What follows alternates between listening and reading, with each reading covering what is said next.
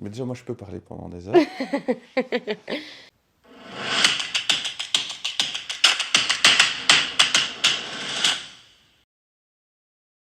Typiquement, en général, on va mettre en place ce qu'on appelle un leverage buyout. On va faire appel à une banque pour financer l'acquisition.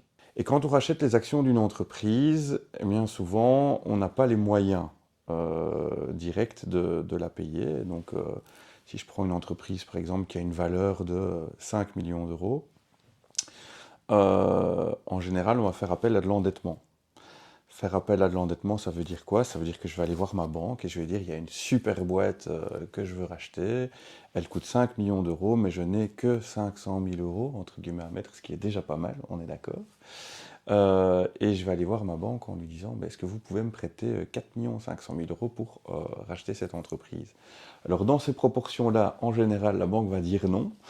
C'est un peu comme l'immobilier, hein. Dans l'immobilier, souvent, on demande 20-25% du montant de l'acquisition avec les frais en apport propre. C'est un peu la même chose. Donc il faut voir le LBO, le Leverage Buyout, comme une opération qui vise à acheter une société avec une partie bancaire relativement importante. En général, on va faire financer l'acquisition à raison de maximum 70%. Ça peut monter à 80%, mais c'est quand même relativement rare. Donc un LBO, c'est quoi? Leverage Buyout. Pourquoi leverage? Parce que je fais un achat avec un levier de dette sur mon achat pour pouvoir acheter l'entreprise. Donc c'est un terme un peu, euh, un peu compliqué, mais pour dire un truc simple, simplement, c'est que je rachète les actions d'une entreprise avec de l'endettement. Alors, LBO, c'est le terme générique, leverage buyout, parce que ça veut dire que je rachète avec un effet de levier d'endettement. Mais dans cette grande famille des LBO, il y a plusieurs possibilités. C'est là que ça devient un peu plus intéressant. On va parler de MBO, Management Buyout, quand on a un manager interne à l'entreprise qui va racheter l'entreprise.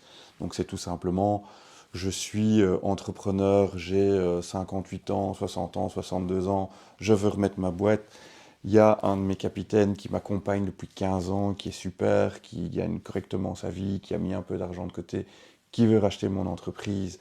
Eh bien, il va faire un MBO, il va me racheter mon entreprise avec l'aide des banques.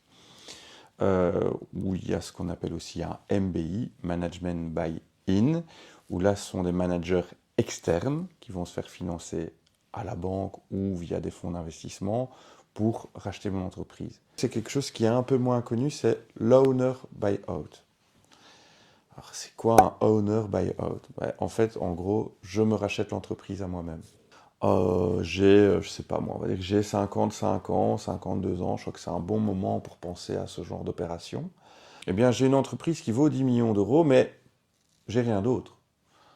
J'ai ma maison personnelle avec mon épouse, j'ai pas d'immobilier, j'ai pas d'argent sur mes comptes, je me suis toujours payé le minimum, donc j'ai que ça, j'ai que ma société. Eh bien, à un moment donné, j'ai envie de matérialiser ce patrimoine.